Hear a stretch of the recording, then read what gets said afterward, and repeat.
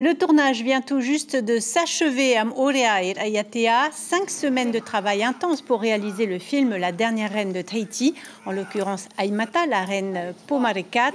Plus d'1 tonne de costumes ont été fabriqués pour habiller des dizaines de comédiens et figurants. Un film réalisé par Adeline Darro et un projet porté par Francis Bianconi. Bonsoir. Vous avez initié ce projet il y a 5 ans. Vous venez de vivre plus d'1 mois de tournage. Comment ça s'est passé? J'imagine que vous avez vécu des moments émouvants. Très émouvant.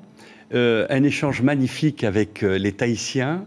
Malgré la complexité du tournage géré par Adeline Darro et des acteurs formidables, on a réussi un pari qui n'était pas évident. Et GMT, qui est notre production, nous a beaucoup aidé parce que c'est un pari financier, c'est un pari météorologique, mais c'était aussi un pari, on est tellement loin les uns des autres, que là, ça a fonctionné, tant au niveau de la culture, et ça donne des émotions, si vous voulez. Ça donne des émotions parce qu'il y avait un vrai partage. Et ce qui a été très surprenant, si vous me le permettez, c'est de voir la compétence qui existe ici. Vous ne vous y attendez pas? Non. Non, sincèrement, on ne s'y attendait pas. Adeline Darro l'a senti, les équipes de production de GMT l'ont senti. Moi-même, j'étais venu il y a 3 ans, en 2018, j'étais revenu.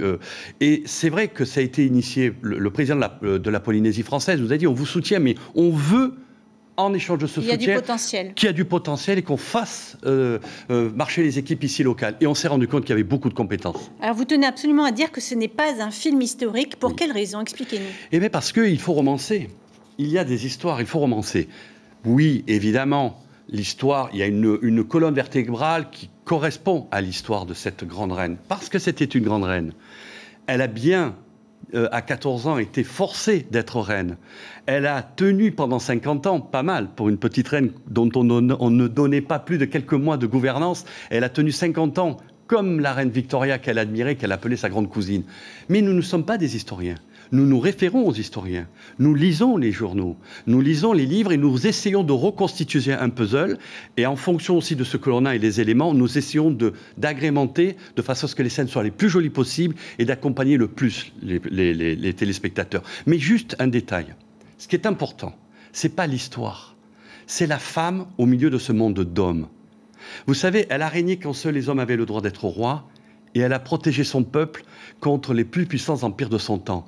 Certes, il y a l'histoire, mais c'est un décor dont la femme Pomare en est l'héroïne. Elle était prise en étau entre les Anglais et les Français qui souhaitaient, qui convoitaient la Polynésie. Oui, elle a été aussi indirectement manipulée, mais elle a su quand même garder un cap.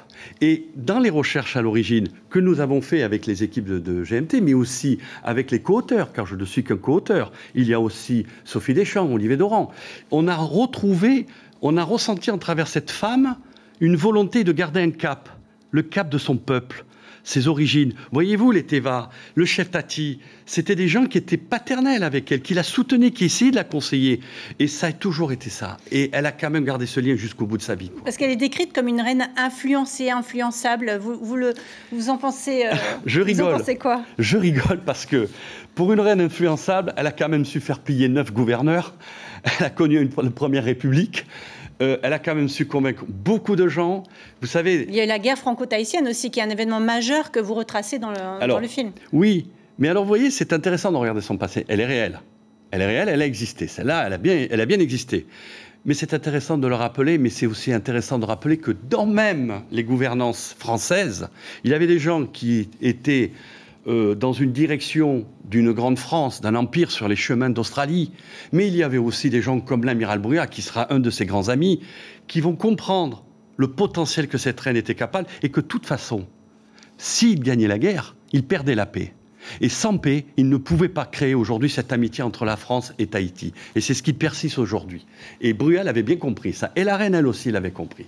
Merci beaucoup, Francis Bianconi. Vous partez ce soir pour passer au montage et la diffusion est prévue à la rentrée. Le montage est bien sûr sous la direction d'Adeline Darro, mais tout continue derrière. Il y a tout un travail magnifique. Et je voulais juste rajouter une chose. Rapidement. Même les compositions musicales se font entre des métropolitains et des Tahitiens. Une belle collaboration. Merci beaucoup. L'information en continu sur Polynésie la première, Internet et réseaux sociaux.